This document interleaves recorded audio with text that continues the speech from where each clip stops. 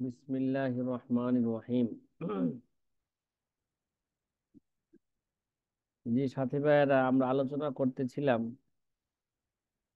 যে পূর্বের ঘন্টার মধ্যে একটি ফতোয়াকে আদর্শ ফতোয়ায় উত্তীর্ণ করতে হলে ফতোয়ায় যেসব গুণ থাকতে হবে নাকি। এক নম্বরে, ফতোয়া বাহুল্য মুক্ত হতে হবে। সেটা হতে পারে অক্ষর, শব্দ বা কিংবা বাক্য। এমনকি অতিরিক্ত কোনো চিহ্ন থাকতে পারবে না। আপনার হাতে যদি 5 আঙ্গুলের পরিবর্তে 6 আঙ্গুল হয়, এটা কি আপনি পছন্দ করেন? আপনিই বলেন না। হ্যাঁ, বানান ভুল থাকতে পারবে না। বাংলা বানানের মাত্রা যথাযথ প্রয়োগ করতে হবে। এই বিষয়ে ছাত্রদের অবহেলা অনেক বেশি। চতুর্থত, অপ্রয়োজনীয় শর্ত বা কয়েদে এহতেরাজি থাকতে পারবে না। প্রয়োজনীয় শর্ত বা কয়েদ বাদ করতে পারবে না। ষষ্ঠ নাম্বারে বলতেছিলাম, লেখা স্পষ্ট হতে হবে। কি ভাই, লেখা কি স্পষ্ট বলতেছিলাম? এই ব্যাপারে আমাদের গাফলতি কি ভাই, অনেক বেশি, অনেক বেশি। কথা কি বোঝা আসতেছে ভাই? হুম। সপ্তম নাম্বার বিষয়, সাধু চলিত মিশ্রণ না হতে হবে। মোটামুটি উপরোক্ত বিষয়গুলোর প্রতি খেয়াল করা হলে ইনশাআল্লাহ ফতোয়া কি হবে। এই যে এটা সাধু চলতি ভাষা, অনেকে আমরা তো পার্থক্যই করতে পারি না, কোনটা সাধু কোনটা কি। প্রচলিত। হ্যাঁ, কোনটা সাধু ভাষা কোনটা চলিত ভাষা, এটা আমরা অনেকে পার্থক্য তো করতে পারি না। হ্যাঁ, যারা বুঝেন না এই বিষয়ে এখানে কি করতে হবে, অবশ্যই বুঝতে হবে। আপনার আপনি মুফতি হয়ে যাবেন গা, মানুষের কাছে কি বলবেন? হ্যাঁ, মুফতি বইলা বেড়াইবেন, পোস্টারের নামের আগে মুফতি আগে না লাগাইলে রাগ করবেন। আগে ভাই কিছু যোগ্যতা অর্জন করি আমরা, ঠিক আছে, তারপরে ওই সমস্ত বিষয়ের দিকে যাই। মোটামুটি উপরোক্ত বিষয়গুলোর প্রতি খেয়াল করা হলে ইনশাল্লাহ ফতোয়া সুন্দর হবে। এর সাথে 10টি ধাপে ফতোয়া নিয়ে ফিকির করতে হবে। এর কোনো কি নাই, বিকল্প নাই। কথা কি ভাই বুঝা আছে? অষ্টম নাম্বার বিষয়, যে ফতোয়ায় সৌন্দর্য হ্রাস হয় যেসব কারণে, যে সমস্ত ভুলের কারণে ফতোয়া কি ভাই, হ্যাঁ, সুন্দর হয় না, এগুলো আমাদের ভালো করে কি করতে হবে, একটু ভালো করে জানি বুঝি। একটি বাড়ি সুন্দর করার জন্য বিভিন্নভাবে ডিজাইন করা হয়, নিখুঁতভাবে চিত্রাঙ্কন করা হয়, বাড়িটি যেন সব দিক থেকে সুন্দর হয়ে ওঠে। কিন্তু অনেক সময় এমন হয় যে ছোট কোনো ভুলের কারণে পুরা সৌন্দর্য কি হয়ে যায়, বলেন, নষ্ট হয়ে যায়। দেখছিনি কত গাফলতি। 10 মিনিটের কথা কইলে কি ছাত্ররা আধা ঘন্টা কাটায় আসে। কি কন, অনেক ছাত্ররা নাই দেখা যায় ক্লাসে। বেশি 10 মিনিট টাইম, প্রস্রাব পায়খানা চাপ থাকতে পারে, সেটা সাইডে আসবে। আচ্ছা, যাই হোক। তেমনি ফতোয়ার ক্ষেত্র কখনো এমনটি ঘটে, দেখবেন, যেই বাড়িটা, একটা বাড়ি যখন বিল্ডিং যখন বানায়, যদিও কোনো ভালো ইঞ্জিনিয়ারের মাধ্যমে আগে ডিজাইন করে ই করে প্ল্যান করে বাড়িটা কি হয়, সুন্দর হয়। আর যদি ডিজাইন করা ছাড়াই যদি কোনো রকম রাজমিস্ত্রি ডাইকা যদি বাড়ি বানানো শুরু করে, তো ওই বাড়ি কি হয় না, সুন্দর হয় না। কোন রকম একটা বাড়ি দাঁড়া করাই দিছে, কি করে দিছে, দাঁড়া করাই দিছে। দেখবেন যে আজকে 5-10 বছর আগের অধিকাংশ বিল্ডিং এর অবস্থা কি এরকমই, কোন রকম একটা বাড়ি কি করে দিছে, দাঁড় করাই দিছে। না ভাই, সব জায়গায় সুন্দর ফিকির করলে কি হবে, কাজ কি হবে, সুন্দর হবে। তেমনি ফতোয়ার ক্ষেত্র কখনো এমনটি ঘটে, অনেক চিন্তা ফিকির করে একটি ফতোয়া লেখা হলো, বহু দিক থেকে ফতোয়াটি সুন্দর হলো, তবে ছোট কিছু বিষয় থেকে যায় যা লক্ষ্য না করার কারণে ফতোয়ার সৌন্দর্য মারাত্মক ভাবে কি হয়, ক্ষুণ্ণ হয়। শূন্য। এমন কিছু বিষয় ধারাবাহিক ভাবে কি করা হলো, আলোচনা করা আলোচনা। হলো। কি কি? আবার বলতেছে, বানান বানান ভুল। বানান ভুল এমন একটা দোষ যা আপনার ফতোয়ার সৌন্দর্য অর্ধেক কি যায় কেটে নেয়। তাই ফতোয়া নিয়ে ফিকির করার পাশাপাশি বানান ভুল যেন না হয় সেদিকে সর্বোচ্চ খেয়াল রাখতে হবে। মাত্রা ভুল, মাত্রা ভুল বানান ভুলের মতো যতটা দূষণীয় দূষণীয় না হলেও তা যে ফতোয়ার সৌন্দর্য কি হ্রাসের অন্যতম কারণ তা বলার অপেক্ষা রাখে না। বাংলা ভাষা জানেন এমন কারো নজরে আপনার ফতোয়ায় মাত্রা ভুল ধরা পড়লে তা নিঃসন্দেহে আপনার ব্যাপারে নেতিবাচক ধারণা তৈরি করবে। তাই এ ব্যাপারে সচেতন কে কাম্য এটা। মাত্রার মধ্যে যে এই ভুলটা বেশি করা হয়, মাত্রার মধ্যে ভুল। ঠিক আছে। আচ্ছা, ফতোয়ায় ফ্লুইড বা সাদা কালি ব্যবহার না করা। কি ভাই, চূড়ান্ত যখন, আগেও বলছি, চূড়ান্ত যখন লেখবো ওইখানে কোনোভাবে সাদা কালি ব্যবহার করা যায় না। ভাই, দলিলের মধ্যে কি সাদা কালি ব্যবহার করা যায়? আপনি একটা জি জায়গা না। রেজিস্ট্রি করবেন, হ্যাঁ, কম্পোজ, এখন তো কম্পোজ করতে হয়, হ্যাঁ, এই জন্য বারবার কি করতে হবে, সংশোধন কইরা চূড়ান্ত প্রিন্ট বের কইরা দিতে হবে।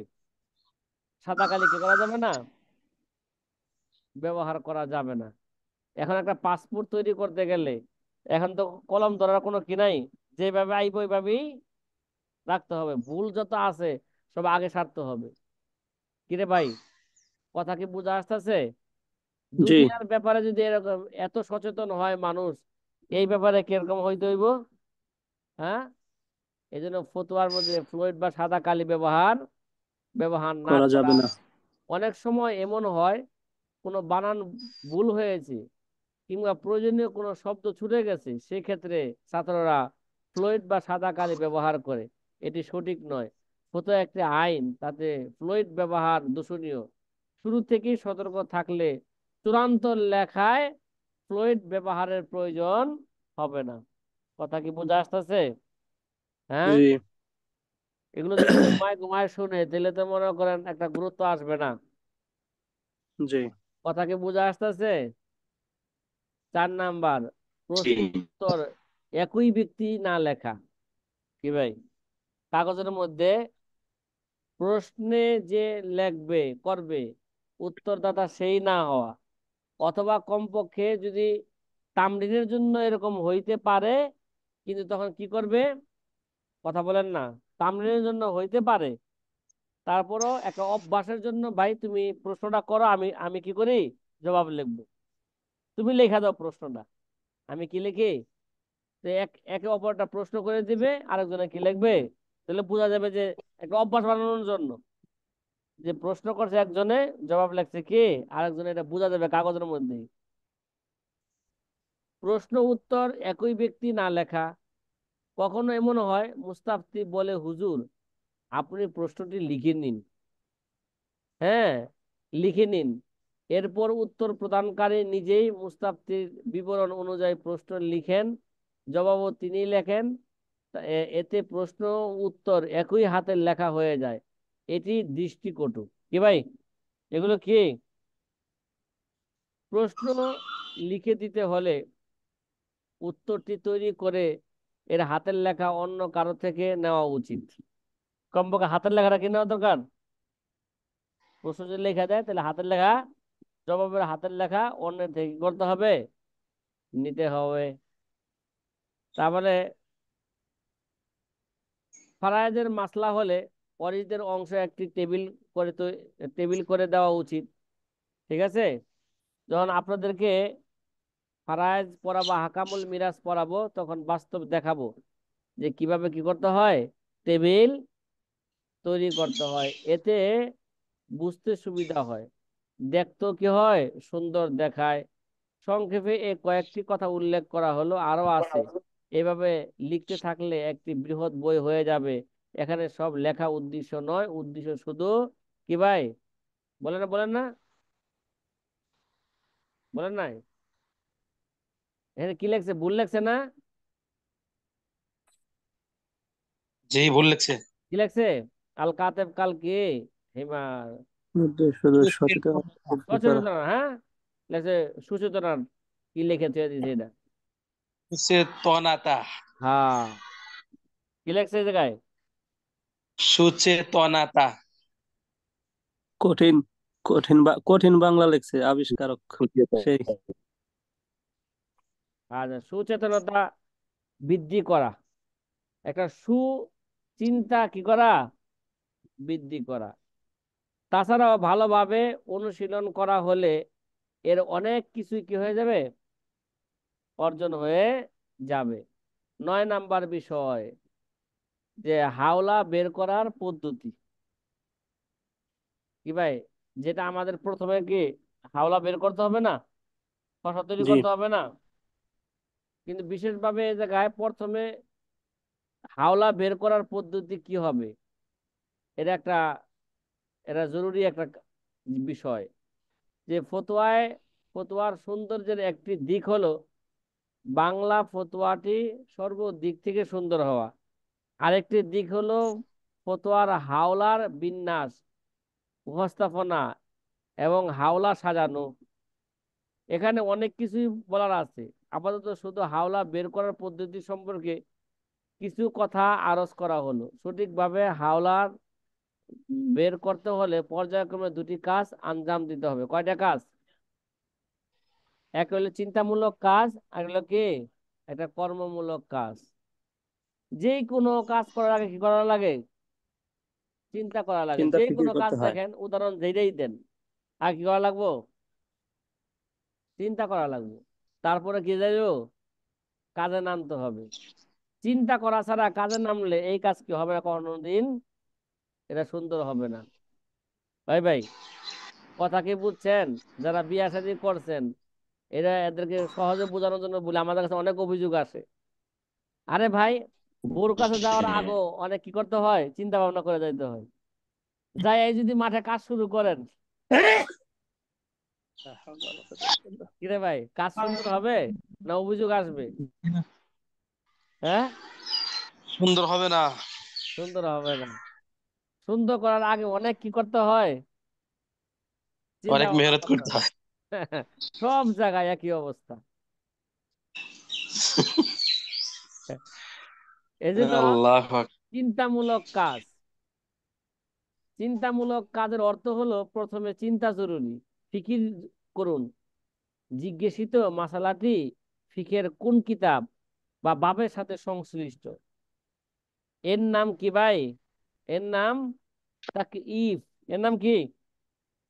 আল্লামা তকি ইসমাইল সামাদ তাকয়ীফ। বরকাতুহু উসুল ইফতা ওয়া আদাব কিতাবের শেষের দিকে এই বিষয় নিয়ে আলোচনা করছেন। ঠিক আছে, একটা মাসালা সামনে আসলেই চিন্তা করতে হবে এই মাসালার জবাব, এটা ফিকহ কিতাবের কোন অধ্যায়ের সাথে কোন অধ্যায় পাওয়া যাইতে পারে।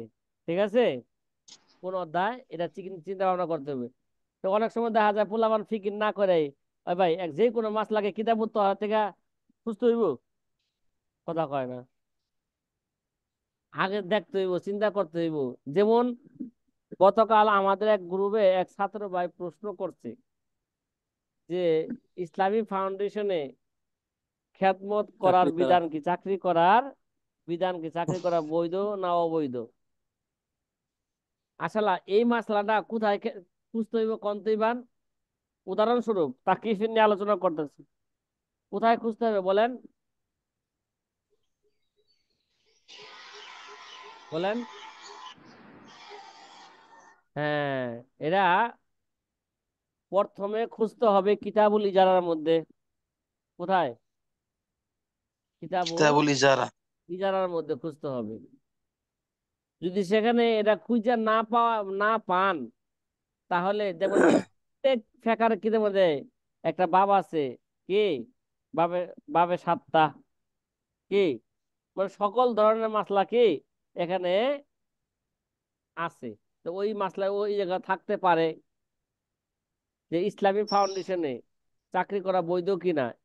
এখন কি ফেকার কিতাবে কি বাংলাদেশের ইসলামী ফাউন্ডেশন কি সব জায়গায় আছে, সব দেশে এরকম আছে ইসলামী ফাউন্ডেশন, কথা কয় না। জি না। জি না। তাহলে এখন ইসলামী ফাউন্ডেশন হুবহু আমি নাও পাইতে পারি। জি।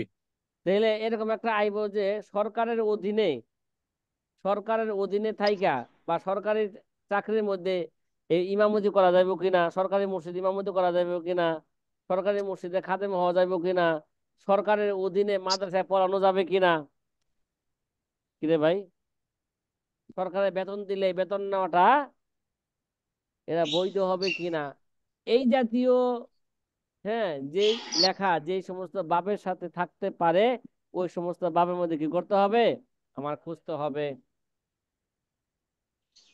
কখনো ফিকির করে দেখা যাবে একাধিক স্থানে মশলাটি পাওয়া যেতে পারে। এই যে বললাম, ফিকির করে দেখা যাবে কি মশলাটি একাধিক স্থানে পাওয়া যেতে পারে, এক্ষেত্রে খোঁজার জন্য নিকটতম স্থানটি আগে নির্বাচন করুন, বা সহজ স্থানটি কি আগে নির্বাচন করুন।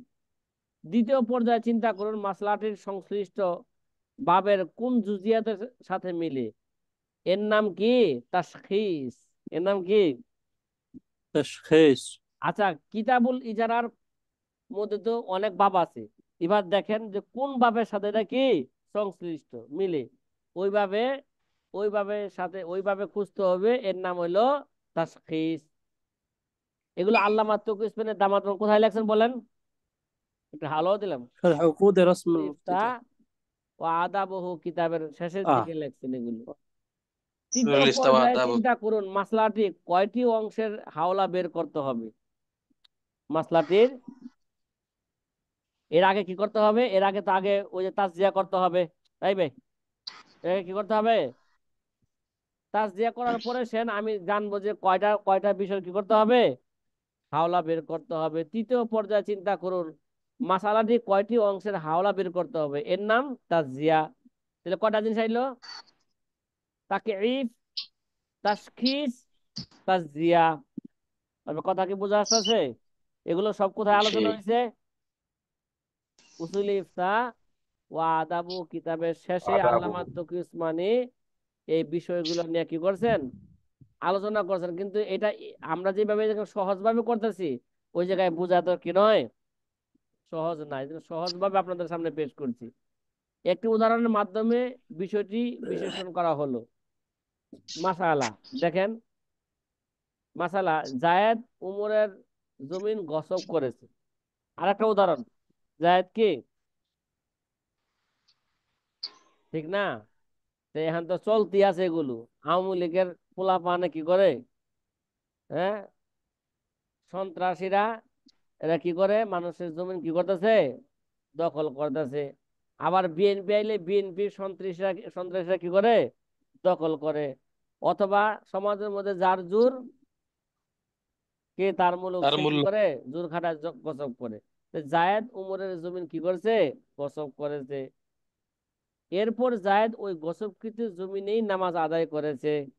দেখবেন যে যত বড় সুদখোর, অনেক সময় দেখবেন যে সে নামাজের কাতারে অনেক আগে। কিরে ভাই, জি কিরে ভাই, সমাজে দেখবেন, অনেক সমাজে দেখবেন যে সে বাংলাদেশ ব্যাংকে চাকরি করে কিন্তু নামাজের ক্ষেত্রে আগে। কিরে ভাই, তুমি বাংলাদেশ ব্যাংকে যেখানে শুধু খালি সুদ নিয়ে কি হয়, কত টাকা সুদ আইলো, কত টাকা দিলে কত টাকা সুদ আইবো, গবেষণা। ঘন্টা যেখানে কি হয় সুদের আলোচনা হয়, ওইখানে চাকরি করেন। আর আর নামাজে কি যান, আগে যান, মনে করেন নামাজ আগে গেলে কে যাবে, আল্লাহ গুনাহ মাফ করে দিবে। এরপর জায়েদ ওই গসবকৃত জমিনেই নামাজ আদায় করছে। জানতে চাই জায়েদের উক্ত নামাজ শুদ্ধ হবে কিনা। প্রশ্ন বুঝছেন? এবার আপনারাই বলেন যে এই প্রশ্নটা কোন ভাবের সাথে সম্পৃক্ত হইতে পারে। বুঝলেন কথাটা? আমরা প্রাথমিক চিন্তা করে দেখলাম যে এটা কিতাবুস সলাতের সলাতের মধ্যে এই মাসলা কি পাওয়া যাইতে পারে। আবার কিতাবুল গসবের অধ্যায় কি পাওয়া যেতে পারে। তাহলে প্রথম চিন্তা করি কোন কিতাব ও বাবের সাথে মাসলাটি সম্পৃক্ত। আমরা দেখলাম কিতাবুল সালাত কিতাবুল গজব দুটি অধ্যায়ের সাথে মাসলাটি কি সম্পৃক্ত। সম্পৃক্ত। আর বাব হলো মাকরুহাত সালাত। এই যে বাব কি করতে হবে, না কিতাবুল সালাতের মধ্যে মাকরুহাত মাকরুহাতে সালাতের সালাত। অধ্যায়ের মধ্যে মাসলাটি কি করতে হবে, খুঁজতে হবে। নাকি কিতাবুল বুঝতে সালাত বুঝতে হবে। পুরোটাই খুঁজবেন? কথা কয় না। জি না, জি না। হ্যাঁ, তো উক্ত দুটি কিতাবের মধ্যে নিকটতম স্থান হলো কিতাবুস সালাত। সুতরাং প্রথমে তাই দেখবো। কিতাবুল গসলে কি যাব, পরে যাব। পরে আচ্ছা, যাব। এরপর সংশ্লিষ্ট ভাবে জুজিয়াত দেখব। সর্বশেষে দেখব কয়টি বিষয় চাওয়া হয়েছে। কি ভাই, এই মাসলার জি। মধ্যে কয়টি বিষয় চাওয়া হয়েছে? বলা বাহুল্য এখানে কেবল একটি বিষয় চাওয়া হয়েছে, তা হলো গসবকৃত জমিনে নামাজ আদায়ের হুকুম কি। এভাবে আমরা চিন্তামূলক কাজটি কি করব, সম্পূর্ণ করব। এবার হইলো কি ভাই, কর্মমূলক কাজ। এবার মাঠে নামতে হবে। কি, আগে চিন্তা করতে জি। হবে, তারপর কি মাঠে মাঠে নামতে নামতে হবে। হবে। এর অর্থ হলো বাস্তবে কাজ শুরু করা। মাঠে নামা মানে কি, বাস্তবে কাজ শুরু করা। এটিকে দুটি পর্বে করা হবে, যথা এক, আরবি কিতাব থেকে হাওলা বের করা। দুই, উর্দু ফতোয়া কিতাব থেকে হাওলা বের করা। আচ্ছা, হাওলা বের করার ক্ষেত্রে ছাত্ররা একটা ভুল করে থাকে। সেটা কি, প্রথমে কি করে জানো ছাত্ররা, উর্দু কিতাব থেকে হাওলা বের করে। কথা বুঝেন নাই?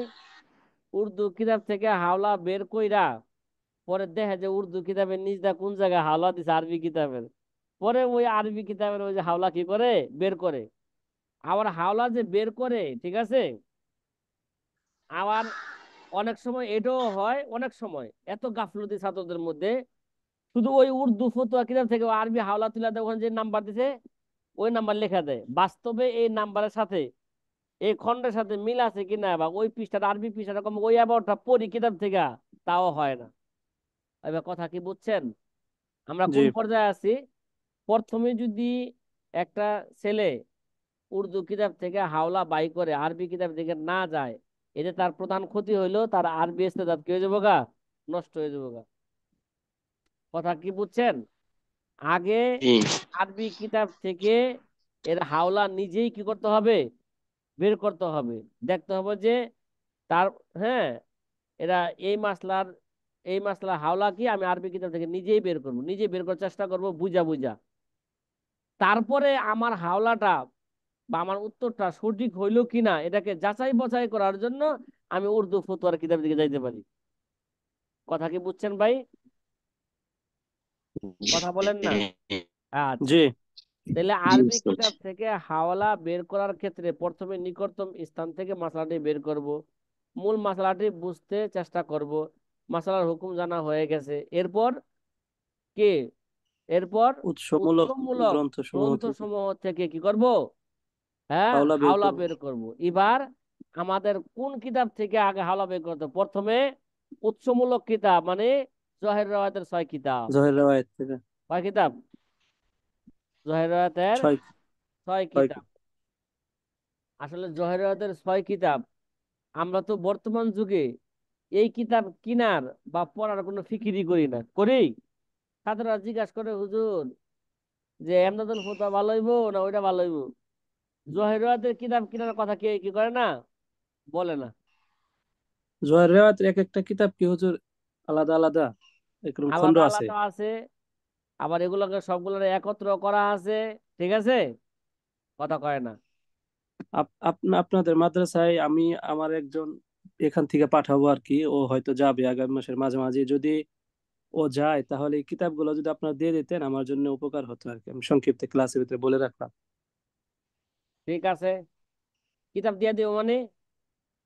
ও কিনে নিয়ে আসবে আর কি, ও যাবে। আচ্ছা আচ্ছা, ঠিক আছে। চিন্তা করতেছি মার কাছে কিতাব এভাবে চুরি হয়ে গেছে, তা আরো যদি দিয়ে দেয় আপনাকে, তা আমাদের কি জি না। অবস্থা হইবে? হ্যাঁ, এবার চলেন, প্রথমে জাহেরুল রায়াত থেকে বের করব। এবার কথা বুঝছেন, কোন কথা থেকে? জাহেরুল রায়াত জহের থেকে বের রাওয়ায়েত করব। থেকে। এরপর ইমাম তহাবির কিতাব সমূহ থেকে, এরপর ইমাম সারাকসি এর কিতাব থেকে। এবার পর্যায়ক্রমে উপর থেকে নিচের দিকে আসবো, সর্বশেষে ফতোয়ায়ে স্বামী থেকে হাওলা কি করব, বের করব। এবার কথা কি বোঝা আসতেছে? উর্দু জি। ফতোয়া থেকে হাওলা বের করার প্রয়োজনীয়তা হলো আরবি কিতাব থেকে যে বুঝটা পেলাম তা সঠিক কিনা তা যাচাই করার জন্যে। কথা কি বুঝতে পারছেন? তাছাড়া আরো একটি উদ্দেশ্য হলো কিভাবে উত্তর সাজানো সেটা জানার জন্য। প্রথমটির জন্য উর্দু ফতোয়ার প্রথম শ্রেণী কিতাব দেখবে, যেমন এমদাদুল ফতোয়া, ফতোয়া খলিলিয়া, এমদাদুল মুফতিন ইত্যাদি গ্রন্থ দেখবো। কথা কি বুঝা আসতেছে এগুলো ভাই? জি। আর দ্বিতীয়টির জন্য আপকে মাসাইল আর উনকা হল ও ফতোয়া উসমানী দেখা যেতে পারে, তবে সাবধান, হাওলা বের করার জন্য প্রথমেই উর্দু ফতোয়া দেখা যাবে না।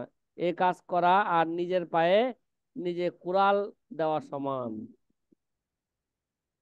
কথা কি বুঝে আসতেছে ভাই? কি বললাম? হ্যাঁ, হাবিবুল্লাহ ভাই। উর্দু ফতোয়া দেখা হ্যাঁ, জি, যাবে না। বুঝতে পারছি। জি, বুঝতে আলহামদুলিল্লাহ। পারছি। এ কাজ করা আর নিজের পায়ে নিজে কি কুড়াল মারা, কুড়াল দেওয়ার সমান। তার মানে কি, আরবি ইস্তেদাদ কি হয়ে যাবে গা, নষ্ট হয়ে নষ্ট যাবে। হয়ে যায়। আমাদের সর্বশেষ আলোচনা 10 নম্বর, হাওলা লেখার কি পদ্ধতি। আমরা লিখবো না আল আদিল্লাতুশ শুরঈয়া, কি লিখবো? হাওলা লেখার পদ্ধতি কি? এবার তো প্রথমে এই সব কিছু রেডি করলাম, এবার উস্তাদের সামনে উস্তাদ সংশোধন করে দিল, তো প্রশ্ন লিখলাম, তারপরে কি লিখলাম, সঠিক উত্তরটা কি করলাম, লেখলাম। এবার সঠিক উত্তরের পরে আমার কি করতে হবে, ওই যে যেগুলো হাওলা ঠোলা আমি কি করছিলাম, বের করছিলাম, না হাওলা লেখার পদ্ধতি জানতে হইব। শিরোনাম হবে আল মুস্তানাদাতুশ শরঈয়া অথবা আল আদিল্লাতুশ শরঈয়া। কি, হাওলা যখন লিখবো তখন শিরোনাম কি হবে হাওলার, বলেন? আল আল আল আদিল্লাতুশ মুস্তানাদাতুশ শরঈয়া শারঈয়্যা, মুস- অথবা কি আল আল মুস্তানাদাতুশ আদিল্লাতুশ শারঈয়্যা। শরঈয়া। প্রতিটি হাওলা স্পষ্ট করে লেখা। ভাই ভালো করে বুঝেন, প্রতিটা হাওলা কি করা, স্পষ্ট করে স্পষ্ট লেখা। করে লেখা। মুসান্নিফের নাম সন্নে ওয়াফাত লেখা। কি ভাই, আমি যেই কিতাব থেকে হাওলা দিচ্ছি ওই কিতাবের মুসান্নিফের নাম কি, কি, এবং সে কত হিজরিতে ইন্তেকাল করছে সেটা কি করা, লিখে ফেলা। লেখা। মুসান্নিফের নাম সন্নে ওয়াফাত লেখা। প্রকাশক ও লাইব্রেরির নাম উল্লেখ করা। আমি কোন নুসখা থেকে বা কোন লাইব্রেরির কিতাব থেকে কি দিতেছি, কারণ প্রত্যেক লাইব্রেরির পৃষ্ঠা কি নয়, এক নয়। কথা কি বোঝা আসতেছে? তাহলে আমি জি। কোন লাইব্রেরির কিতাবের কি দিতেছি, কোন প্রকাশক বা হাওলা লাইব্রেরির দিতেছে। নাম উল্লেখ কিতাবে উল্লেখ করছে সেটা কি করে। যেমন ফতোয়ায়ে শামী একটা আছে 18 খণ্ডে, একটা আছে কি পাকিস্তানি আছে 6 খণ্ডে, আবার কিছু আছে কি ভাই 11 খণ্ডে, 12 খণ্ডে। তাহলে এখন কোন ফতোয়ায়ে শামী থেকে আমি হাওলা দিতেছি, ঠিক আছে, তার প্রকাশক বা লাইব্রেরির নাম কি করা, উল্লেখ করা। আধুনিক উসলুবে খণ্ড, পৃষ্ঠা, নং কি করা, উল্লেখ করা। কত নম্বর খণ্ডে কত নম্বর পৃষ্ঠা এগুলো কি করতে হবে, উল্লেখ উল্লেখ করতে করা। হবে। মহল্লে ইস্তেশহাদ মার করে দেওয়া, যে আপনার যে হাওলা আনতেছেন কিতাব আনতে সওয়াল জবাব আনতেছেন ভাই, হাওলা আনতেছেন, আপনার প্রশ্নের সাথে এই হাওলার কোন অংশটা কি ভাই সম্পৃক্ত সেটা কি করে দেওয়া, মার্ক করে দেওয়া। মার্ক করে দেওয়া। ঠিক আছে? বা একটা মনে করেন একটা একটা কালি ব্যবহার করলেন, এই যে আমার হাতে একটা দেখতেছেন না, কলম, এটা কি কলম কেটে রে বলেন তো, বলেন না। Marker mark. পেন। হ্যাঁ, marker pen. Marker pen. Marker pen, মাশাআল্লাহ। তাহলে এই মার্কার পেন দিয়ে কি করবো, ওই হাওলার মহলে এসতে সাথে যেটা আছে ওই যা কি করে দিব, মার্ক করে দিব। মার্ক তাইলে করে দেবো। উলামায়ে কেরাম মুফতিয়ানে কেরাম সহজে আপনার হাওলাটা কি পাইবে, জবাবের সাথে হাওলাটা খুঁজে পাবে। খুঁজে পাবে। এই হাওলা তো দিব পাবলিকের জন্য, উলামায়ে কেরামের জন্য। কথা কয় না। পাবলিকের জন্য। মিয়া পাবলিক কি হাওলা বুঝবো নাকি? হ্যাঁ, জি না। উলামায়ে কেরামের জন্য। হ্যাঁ। ওলামায়ে কেরাম। মহল্লে ইস্তেশহাদ মার্ক করে দেওয়া। প্রতিটি হাওলার মাঝে পার্থক্য সূচক ফাঁকা রাখা। কি রাখা, পার্থক্য ফাঁকা রাখা। সূচক ফাঁকা রাখা। একটু ফাঁকা রাখতে হবে যাতে বোঝা যায় যে এটা আলাদা হাওলা, এটা কি আলাদা হাওলা। উর্দু ফতোয়ার হাওলার ক্ষেত্রে প্রশ্ন উত্তর উভয়টি লেখা। এই ব্যাপারে ছাত্রদের যে এত গাফলতি, অথচ সে ফতোয়ার কিতাব থেকে মধ্যে সে আরবি কিতাব দেখে তো লেখেই নাই, সে উর্দু ফতোয়া থেকে বাই করছে, আবার কি ওই ফতোয়া কিতাবের সওয়াল লেখে না, শুধু জবাবটা লেখা লাই, আবার জবাব লেখলো পুরোটা লেখে না। কি তার মাসলার সাথে যতটুকু সম্পৃক্ত অতটুকু লেখে। এত লেখার কি সময় আছে নি? কারণ ফেসবুক চালাইতে হইব, ইউটিউব চালাইতে হইব, তারপর টিকটক করতে হবে, টিকটক দেখতে হবে। কিরে ভাই, জি কথা বলেন না? হ্যাঁ, তারপর আমার কত কিছু জি আছে আরো। হ্যাঁ, কিরে ভাই, তাদেরও সময় দিতে হবে। এত সময় পাবো কোথায় এই ব্যাপারে? যে এত গাফলতি, এত গাফলতি। ঠিক আছে, তাহলে উর্দু ফতোয়ার হাওলার ক্ষেত্রে প্রশ্ন উত্তর উভয়টি লেখা, তারপরে দরুদ পূর্ণরূপে লেখা। তাই না? যদি কোনো হাওলার মধ্যে কি আসতে হয় বা বাংলা লেখায় কি করতে হয়, দরুদ শরীফ লিখতে হয়, কি করতে হয় বাংলায়? সাল্লাল্লাহু আলাইহি ওয়াসাল্লাম, সংক্ষিপ্ত দরুদ যেটা আছে এটা কি করে লিখতে হবে? পূর্ণ। পূর্ণ। বাংলাতে একটা লেখে না, স দিয়ে আকার দিয়ে পরে ব্র্যাকেট দিয়ে সাল্লাল্লাহু আলাইহি ওয়াসাল্লাম বুঝায় না? না, এখানে কি লিখতে হবে? এর আদব, পূর্ণ দরুদ শরীফ লিখতে হবে। জীব কি জীবিতদের নামের শেষে হাফিজাউল্লাহ লেখা, নাকি হাদিসের নম্বর দাও, কোনো হাদিসের হালত দিলে কি দিতে হবে সাথে সাথে? নম্বর শুধু দেওয়া। নম্বরই না মিয়া, লেখেন হাদিস উল্লেখ করার পর স্বতন্ত্র শিরোনাম মানে হুকমুল ইসনাদ লিখে হাদিসের সনদের ব্যাপারে ইমামদের মন্তব্য কি করা, বক্তব্য নকল করা। আসলে এটা করতে হইলে তো ভাই কি লাগবো? উলুমুল হাদিস পড়া লাগবো। কিরে ভাই, উলুমুল হাদিস না পড়ে কি আইসে গেছে গা, ঠেকা আইসে পড়ছে। জি তাহলে এবার তার আরেকটা ঘাটতি দেখা দিল, নাকি? কি দিল? জি। আরেকটা তার ঘাটতি আর কি। ঘাটতি দেখা দিল। ঘাটতি। এই কাজটা এই কাজটা বুঝতে হইলে তো কি লাগবে? উলুমুল হাদিস পড়া লাগবে। এর জন্য এই বছর আমি সুযোগ দিয়েছি, যারা উলুমুল হাদিসে ভর্তি দিতেছে এরা ফেকায় পড়তে পারবো, যারা ফেকায় ভর্তি হয়েছে এরা উলুমুল হাদিসে দর্শক বসতে পারবে। এই ভাই, না বসলে এগুলো হালা দিব কই থেকে, কি বুঝবো কিভাবে এগুলো? জি কি ভাই, কথা কি বোঝা আসতেছে? হ্যাঁ, জি তাহলে জি যারা শুধু ফেকার ক্লাস করেন তাদের জন্য আজকে কি হয়ে গেল, একটা জিনিস জরুরি হয়ে গেল। ঘাটতি পড়ে গেল, আমার ঘাটতি পূরণ জন্য উলুমুল হাদিসে দর্শক কি করতে হবে? বসতে হবে। জি বসতে হবে। তা হাদিস উল্লেখ করার পর স্বতন্ত্র শিরোনাম হুকমুল ইসনাদ লিখে হাদিসের সনদের ব্যাপারে ইমামদের বক্তব্য কি করা, নকল করা। সব হাওলায় লেখার পর ইন্তেহা লেখা, কি লেখা? তার মানে এখানে শেষ হয়েছে আপনার লেখা। দেখবেন যে ফেকার কিতাবের মধ্যে কি লেখা থাকছে, অনেক জায়গায় কি লেখা থাকছে, আলিফার কথা কয় না, আর হা লিখে রাখছে। হা লিখে রাখছে মানে কি বুঝাইছে এগুলো? মানে আমার লেখাটা কি হয়েছে যেখানে শেষ হয়েছে। শেষ হয়েছে। আচ্ছা, ইন্তেহা লেখা। হাওলার ক্ষেত্রে কিতাবের তারতিব রক্ষা করা, যেমন প্রথমে জাহের রায়াতের হাওলা, এরপর ইমাম তহাবির কিতাবের হাওলা, এবার পর্যায়ক্রমে নিচের দিকে আসা। তবে স্পষ্ট কোন কোন হাওলা থাকলে সেটা আগে উল্লেখ করা যেতে পারে। কি ভাই, কোন কিতাবে যদি আপনার মাসলার সাথে মাসলাটাকে মাসলার জবাব যদি স্পষ্ট কোনো কিতাবে লেখা দেখে থাকে, সেটাকে আপনি কি করতে পারেন, আগে উল্লেখ করতে পারেন। এই কারণে উর্দু ফতোয়ার হাওলা শেষে উল্লেখ করা। ভাই কি আগে আরবি আনতে হবে, তারপর কি জি। উর্দু কিতাব। উর্দু ফতোয়ার হাওলা শেষে উল্লেখ লিখতে হবে। করতে হবে। জি ভাই, তাহলে আলহামদুলিল্লাহ আমরা মোটামুটি এ, বুঝতে পারতাছি যে একটা ফতোয়া কিভাবে আমরা লিখবো, নাকি? এটাকে বোঝার জন্য তো আজকে দর্শ, নাকি এতদিনের দর্শ, 2-3 দিনের দর্শ চলতেছে কিভাবে ফতোয়া লিখবো। জি তাহলে আলহামদুলিল্লাহ মোটামুটি আমাদের একটা এই আগে যেরকম একটা ভাবছিলাম যে ফতোয়া কিভাবে লিখতে হয়, আর এখন এগুলো পড়ার পরে এখন আগের জি চিন্তার এখন চিন্তা কি এক হইলো? জি বলেন, না।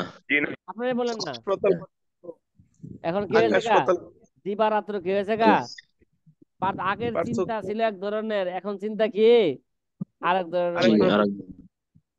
আর তাহলে এবার এই আলহামদুলিল্লাহ। চিন্তাগুলোকে বারবার এই মাকালাটাকে বারবার পইরা অন্তরের মধ্যে বসাবো এবং বাস্তবে আমরা কি মাঠে যখন নামে যাব, এটা বাস্তবে কি করতে হবে, আমার পরিণত করতে প্রয়োগ হবে। করতে হবে। ঠিক আছে, এবার জি সর্বশেষ কথা, একজন ফতোয়া লেখকের গুণাবলী। একজন কি ফতোয়া লেখকের ফতোয়া লেখকের গুণাবলী। গুণাবলী ফিকির সহি লেখকের রাখা, কি রাখা? আগে যেভাবে ফিকির করতে হইলে ফিকির গুলা কি রাখতে হইব? সহি সহি। রাখতে হবে। পথে ব্যয় করতে হবে। ফিকির সহি রাখা, সময় নষ্ট না করা। আরে ভাই, এটা কি কইলো সময় নষ্ট? আমরা কোন সময় সময় নষ্ট করলাম? ফেসবুকে আছি, ইউটিউবে আছি, সবসময় তো একটা কাজই আছি। ভাই, হ্যাঁ, ঘুমও তো একটা কাজ। তো সময় নষ্ট জি করলাম কিরে ভাই? হ্যাঁ, সময় নষ্ট জি না করা, ফতোয়া লেখার শৈলীর প্রতি আন্তরিক হওয়া। যে 10টা কি করা হইলো, কথা করেন না, যে ফতোয়া লেখার যে 10টা ধাপ বর্ণনা করা হইলো, এগুলোর প্রতি কি হওয়া, হ্যাঁ, এই সমস্ত শৈলীর প্রতি আন্তরিক সমান হওয়া। প্রতিটি আন্তরিক হবে। ফতোয়া লেখার সময় প্রচুর চিন্তা করা। আরে ভাই, বেশি কয় কি, বেশি চিন্তা করলে স্টক করবো, এত চিন্তা করা যাবে না। কি রে ভাই, বেশি চিন্তা করলে কি করব? আরে ভাই, সবসময় বলে ভাই কোনো চিন্তা করা দরকার নাই। আরে ভাই, এই চিন্তা সেই চিন্তা না। কি রে ভাই, জি দুনিয়ার চিন্তা করলে কি করবেন, জি স্টক করবেন। আর এই চিন্তা করলে জান্নাতের পথ কি হয়ে যাবে গা, আসান হয়ে যাবে।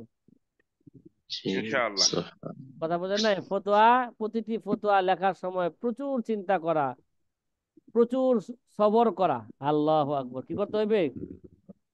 সবর করতে হবে। মুফতিদের, উলামায়ে কেরামের সবর করতে হইবে। অনেক সময় দেখা যায় ঠাস করে একটা পাবলিক এসে, হুজুর, ওই হুজুর কই, ওই হুজুর, আপনারা কইছি ফতোয়া লিখতে, এখনো লেখেন নাই। কি রে ভাই, কোন আপনি কি করবেন বলেন এখন? আপনি বিনা আপনার আপনার সময় ব্যয় করতেছেন, মেধা ব্যয় করতেছেন, কলম ব্যয় করতেছেন, খাতা ব্যয় করতেছেন, কোনো টাকা পয়সা নিচ্ছেন না এর থেকে। ঠিক আছে, হ্যাঁ, তো আপনি একটা ফতোয়ার পিছনে যত সময় ব্যয় করলেন, অতটুকু সময় দুনিয়ার জন্য দিলে আপনার বহু টাকা কি হইতো, হ্যাঁ, ইনকাম হইতো। ঠিক আছে, এগুলো না কইরা আপনি তার জন্য একটা এত চিন্তা করতেছেন, প্রচুর সময় দিলেন, এখন আইসা সে কিভাবে কথা বলে, ওই হুজুর, আমার ফতোয়া হয়েছে, লেখা হয়েছে, এত দেরি লাগেনি একটা ফতোয়া লিখতে, কি করেন আপনারা, খান আর ঘুমান? কিরে ভাই, এরকম পাবলিক আছে না নাই বলেন? হ্যাঁ, জি আছে, আছে। এই জন্য কি করতে হবে, এগুলোর জন্য সবর করতে হবে, প্রচুর সবর করা, আল্লাহ সুবহানাহু জি কাছে সাহায্য চাওয়া। ফতোয়া লেখার আগে সালাফের দোয়াগুলো পড়ার প্রতি কি হওয়া, যত্নবান হওয়া। সালাফে কি কি দোয়া করছে, উসুল ইফতা আদব কিতাবের শেষে এগুলো আছে। কি করে এই দোয়াগুলো প্রতি যত্নশীল হওয়া। আশা করি উক্ত 12টি বিষয় ফতোয়া বিভাগের, হ্যাঁ, নবীন ছাত্র ভাইদের উপকার আসবে। এ লেখা থেকে সামান্য উপকৃত হয়ে থাকলে আপনার একান্ত দোয়ায় অদমকে স্মরণ করার কি রইল, অনুরোধ রইল। জি সাথী ভাইরা, কথা কি বোঝা আসতেছে? আলহামদুলিল্লাহ, আমাদের হাতের জি সময় একেবারেই নাই, আধা মিনিট সময় আছে। আলহামদুলিল্লাহ, ফতোয়া কিভাবে লিখবো এই বিষয়টি মোটামুটি আমরা ভালো করে বুঝতে পারছি। এখন যদি এগুলো বারবার পরে অন্তরের মধ্যে ঢুকাই এবং বাস্তবে পরিণত করি, তাহলে আমাদের কি হবে, এই দর্শ, কি দর্শে বসা, দর্শ করা আমাদের জন্য কি হবে, সফল হবে। এটা সফল হবে। আখিরাতের বড় কি হয়ে যাবে গা, কামিয়াবির উসিলা হয়ে যাবে। জি আল্লাহ সুবহানাহু ওয়া তাআলা